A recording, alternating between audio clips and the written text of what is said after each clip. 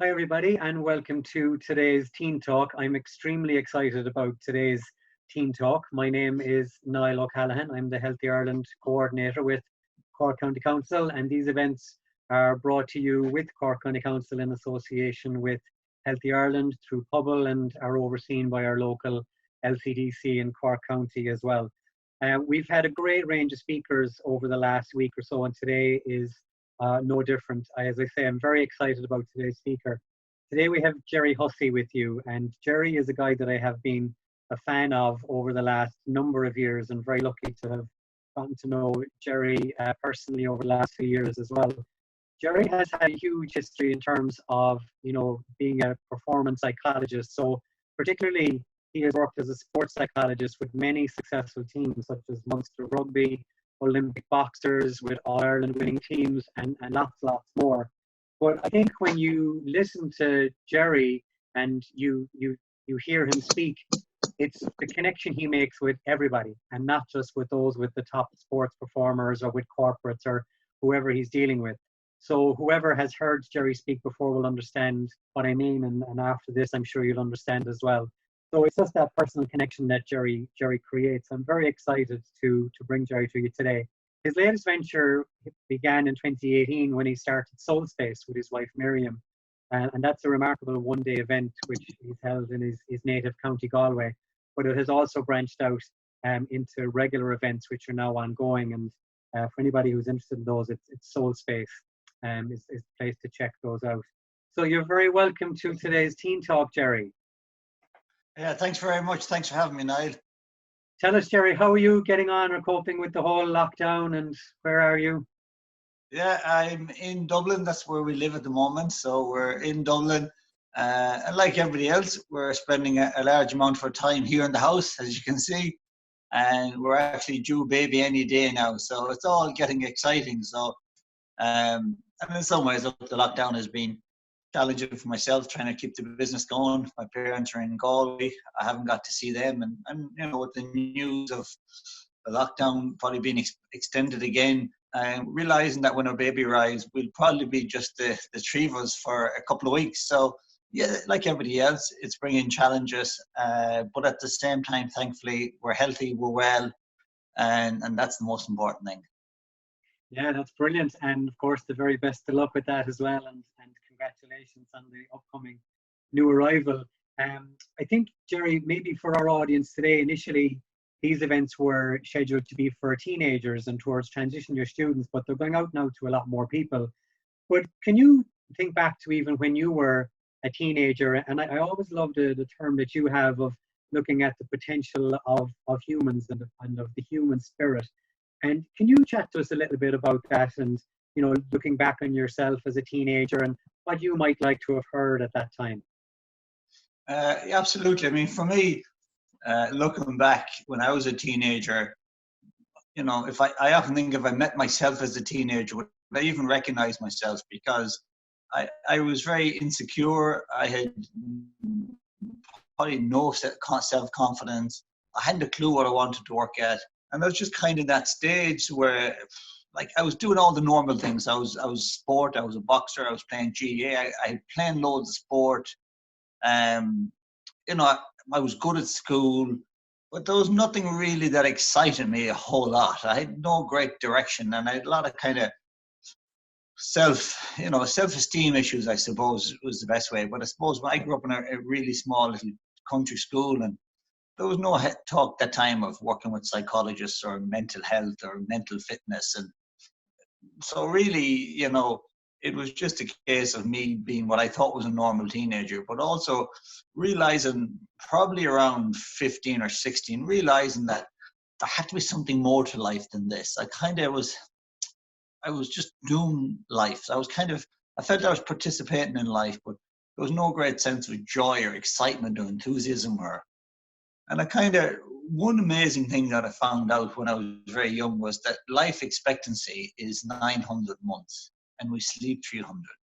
And that blew my mind when I heard it first, that we actually get 600 months awake on this planet.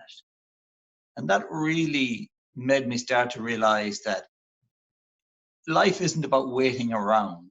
And I suppose then I used to think, well, I go to college, life will be good then, or maybe when I graduate, or when I get a new job, or when I get a new car. So I always had this idea that life would somehow get better in the future. And I was waiting for things to happen. But when I heard that life was actually so how short it is, I kind of then just made a decision. I'm going to stop waiting for things to happen, and I'm going to try and make things happen. But of course, the question I was asking was, well, what do I want to happen? So before I go chasing more goals, I said I was a pretty good athlete. So I won kind of a lot of stuff in sport. I was good at school, but I still wasn't really happy. So around 16 years old, I started asking myself, what do I want in this short little life we have? What do we want more? What do I want more of? And I kind of realized the one thing that I was missing was kind of that peace and happiness, that life seemed to be just flying by, and one match led to the other. And I'd be walking off the pitch at the end of one game and I'd be thinking about the next game. And I kind of said, right, the one thing I want to find out is these people that seem to be happy in life, what's the magic to it? Because if we have such a short time, 600 waking months, I'm not going to spend it running and chasing around, and I'm certainly not going to spend it living other people's dreams. So at that stage, I used to go to my career guidance teacher and say, what type of job should I do? I was asking everybody what I should do, but I wasn't actually thinking, well, what would I love to do? So once I heard that, and once I decided that I wasn't going to wait anymore for someone to tell me how to live my life, I just started asking myself questions. What do you love doing? What would really inspire you? And if you didn't worry about making money, if you just allowed yourself to dream long enough, what's the dream job you'd have? And of course, I just thought I'd love to be working in sport. I'd love to have a job where I get to work with the best athletes in the world and travel the world and get paid to go to the Olympic Games. Now, when you say that at 15 years old in a VC school in Glenamaddy, where I come, people start laughing at me. And even my principal, and they were like, well, that doesn't even exist. That job doesn't exist. And I remember I just said, well, if it doesn't exist, I'll create it. And I don't know where I got it, but I just decided life is too short not to go after these things. So that was the first biggest step in my life, Niall, just realizing that the quality of my life isn't up to somebody else. And it's really down to me. And I can blame everybody else, and I can wait for somebody else to make me happy. Or I can just stop and ask, well, what am I doing today? How am I behaving? What am I putting my energy into? What's the words I'm using? How am I speaking? And am I giving me the best chance? And that's really where it all started at 16 years old in a small little VC school in Glenamaddy. I just kind of said, for the rest of my life, I'm going to follow my heart. I'm going to do more of what really inspires me. And I'm going to give it a good go. And even if I don't get to fulfill all my dreams, at least when the end comes, I'll be able to say that I give it a go. And the one promise I made myself was that when the end does come, I'm not going to have any regrets. And I didn't worry about failing. I didn't worry about what will other people think. What if I don't make money? I used to just keep saying, do I believe it? Would I love it? And am I willing to give it a go? And that's really been the mantra that has led me so far in life. Yeah, that's really good, and it's so good to follow what you love in that sense. Can you tell us, Gerry, what you've described there, and I think if I'm right in describing it, it's like that Japanese term, the ikigai, whereas you find something that you love, something that somebody would pay you to do, something that you're good at, and that seems to be what you've created. But what are the steps that we can take, even as teenagers, as young as that? What are the steps that we can take to get us towards that position? Yeah, I would say the first thing is to even just listen to your own language, because we think sometimes words and language is just something. But if you realize that your brain is listening to everything you say and it believes you. So if somebody shouted bomb, we'd nearly respond. Or if somebody shouted watch out. So there are certain words that we are always picking up on. So the more I say things to myself is the more I believe it. And the first thing I realized is how negative I was of myself and how hard I was on myself now, that even when I won, if I won something in sport, I would say I only won because my opponent wasn't good today. Or I would be very quick to pick out how I could have been better. And then when I lost, I'd really be hard on myself. So it was like a no-win situation. So I came up with a very simple idea once where I just asked myself, I was in the middle of a game and I made a mistake. And then I just started, really giving out to myself. And then I just said to myself, if that was my teammate that made that mistake, if that was my good friend that made that mistake, would I speak to them like that? And if I really wanted to coach somebody and build their confidence and build their skill, would I speak to them like that? And of course, the answer is no. And I just asked myself then, well, why am I speaking like that to myself? And it was the first step I took. Stop saying negative things about yourself. Stop saying things like, I'm no good at, I couldn't do that, that's impossible. And I started asking better questions like, well, what if that was possible? And if there was something that I wasn't really good at it, I would simply say, I'm improving. And when we can learn to be kinder to ourselves and not judge ourselves and give ourselves the permission. So I started to do things in play sport that I knew I'd be no good at, but I just wanted to see, could I have fun doing it? And could I allow myself to do something where I didn't need to be the best? I didn't need to give out to myself, that I could just go and have fun. So I think that's the first step. Listen to the words you use about yourself and ask yourself regularly, would I speak like that to someone I love? Would I speak like that to my brothers or my sisters? Is it respectful? And I think we have to respect and honor ourselves. So the first thing is, what do I say about myself? And then every single one of us could make a decision today. Stop saying negative things about yourself. So what you're doing then is you're turning your inner critic, which we all have, but you're turning that into an inner coach, someone that is coaching, guiding, and trying to get the best out of you. So that's the first step, I would say, in language. Then the second word is take out bad language. Now, a lot of people think bad language are the F words, but I think one of the biggest bad languages is the B word, the but word. And the but is the starting point of all failures. And I want, if that was the one thing that people would take out of this podcast, Niall, but is the starting point of all failures. So if you said to me, Gerry, I'm going to the gym in the morning, we're going to do a really good session, will I see you there? And if I said to you, well, yeah, I think I might be there, Niall, but the traffic might be heavy. Do you think I'm going to be there? So just listen to the amount of times you use the word but. So what I challenged myself was, instead of saying but, can I say and? And is a much better word. And the brain gets so used to us saying but. So if I say, yeah, Niall, I might meet you in the gym, but I'll have to see. My brain instantly knows I'm not going to go. So it makes no preparation. But if I change the word but for and, so if I say, yeah, Niall, I might see you in the gym in the morning, and it changes our thought. And now I'm going to have to do something. So take out bad language. But is the first one. The second is should. Should just means I'm not right.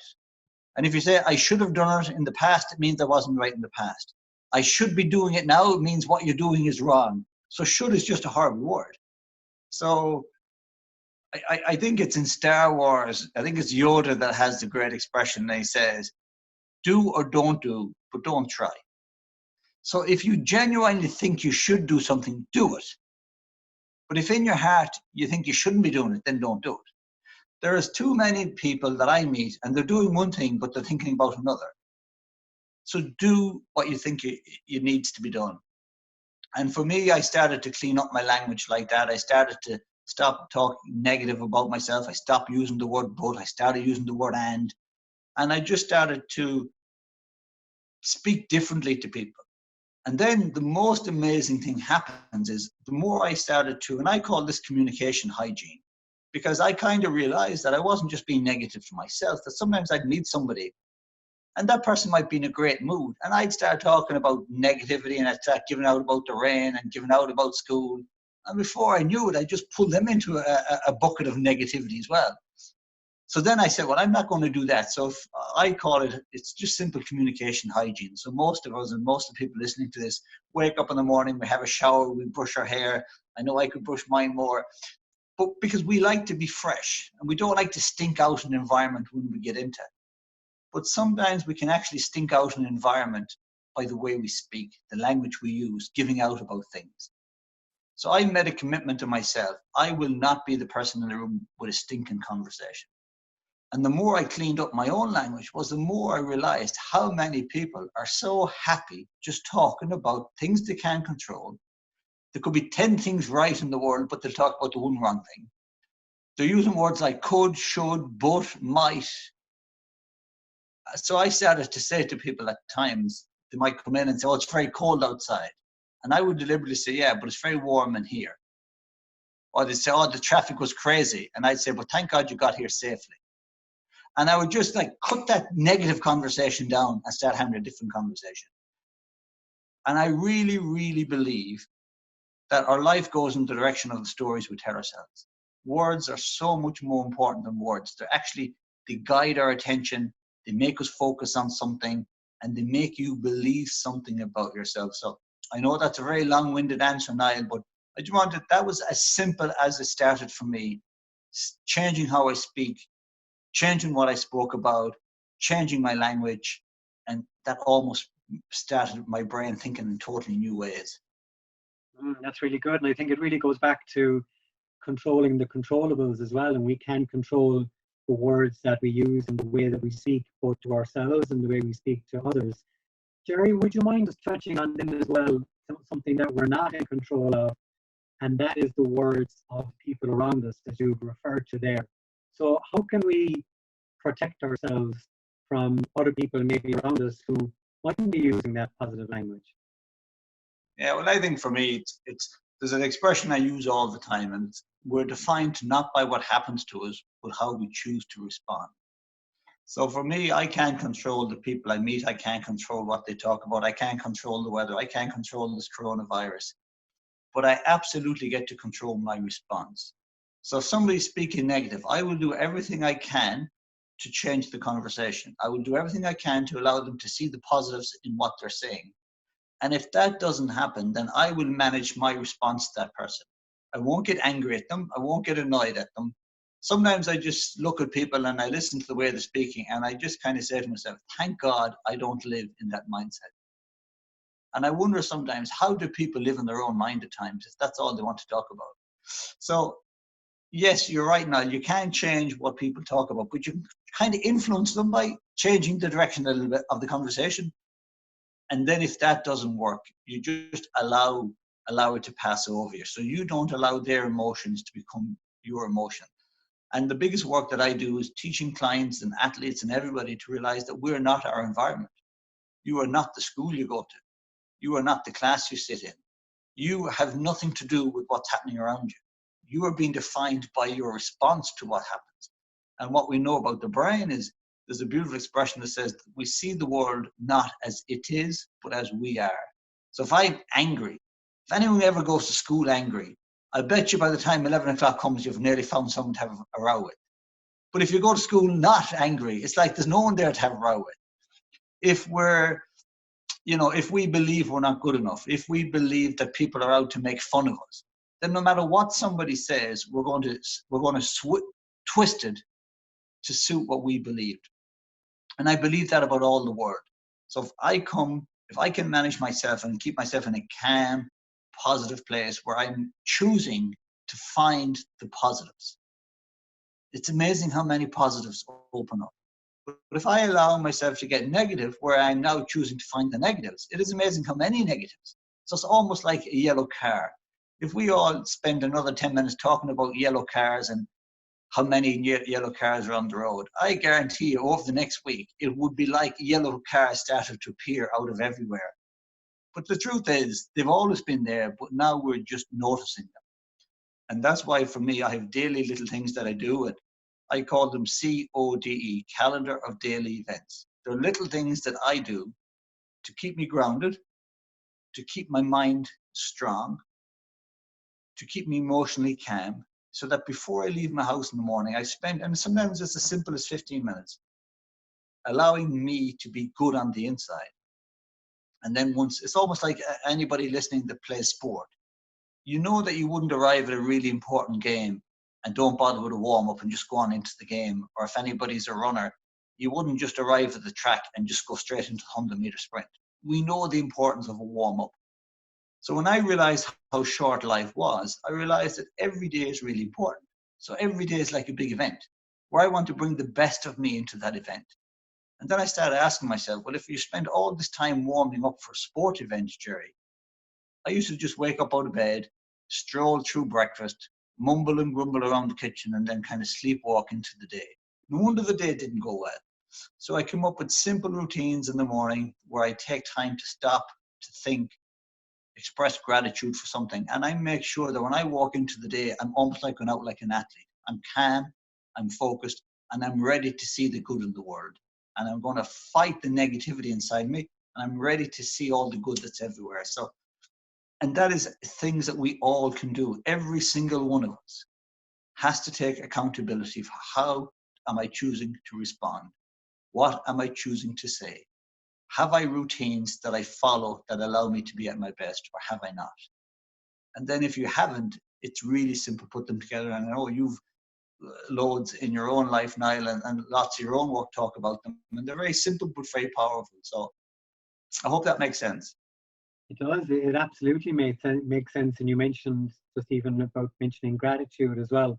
Can you get into that one a little bit more for us, telling us about the power of that? Well, you know, gratitude for me has always been very simple. And because I like to pray, for some reason, I've always had a belief in God. And prayers are sometimes, I used to notice that every time I prayed to God, I was looking for something. So it was a very one-dimensional relationship. And I kind of realized at one stage, geez, every time I go to him, I'm looking for something. And when I'm not looking for something, I don't. And I saw a beautiful expression once, and it just said, sometimes the best prayer is thank you. And I asked myself a simple question. How many times do I go to God looking for simple? I'd wake up in the morning and say, thank you, God. And then I used to say, well, what am I thankful for? So I'd say, well, thanks for food. Thanks for, and it very simply became something that I started doing every single day. Now, it doesn't have to be God, but if you apply the same logic even to your parents, how many times do you go to your parents looking for something? And how many times do you go to say thank you? How many times? It is amazing how when we want something, we're very good at expressing ourselves. And I just challenge myself to do the same. Now, the most amazing thing is, now that we know from science and from the work that Dispenza does, and I know you follow him like I do, we know that gratitude changes our emotion. And we know that that emotion changes the chemicals being produced by the brain. And we know that the chemicals produced by the brain when we're expressing gratitude actually boost our immune system. So it's an incredible that just by being more grateful, it boosts our immune system. So particularly in today's world, when we're all in the middle of the pandemic, and one of the biggest things we need to do is boost our immune system. The science is showing that being grateful, feeling connected, has a physiological impact, which is scientifically good for us. It's almost like medicine. There's lots you could say around gratitude, but it's as simple as that. And what I believe then is, if any of us has a friend in our life, or if anybody has somebody that only rings you or only comes near you when they want something, we know then every time they come, we feel annoyed by them. And each time they come, we start to give them less and less. The universe is no different. If the only time we go into the universe is to look for something or to give out about something, eventually the universe will get sick of listening to us. The more we go to the universe with thanks and gratitude is the more better relationship we build. And then the universe starts to give us opportunities back. And it is amazing when we change our own energy, when we start to become more grateful people, when we start to smile a little bit more at people, when we say please and thank you more. It's almost like people start to smile back more. And it's people and the universe want to be around kind, grateful people. And it sounds so simple, but the more you express gratitude, the more you say please and thank you, is the more great people want to be around you. And we all know in life, the biggest gift you can have in life is having great people around you. And that goes back to what we spoke about earlier, managing your energy. If you can speak well, if you can say please and thank you, if you're a nice person to be around, if you're trying to find the positives in things, then great people want to be around you. But if you're the negative, nobody wants to be around you. And then you're going to be just spend the rest of your life surrounded by people who are happy to give out about things. And then where's that going to get you?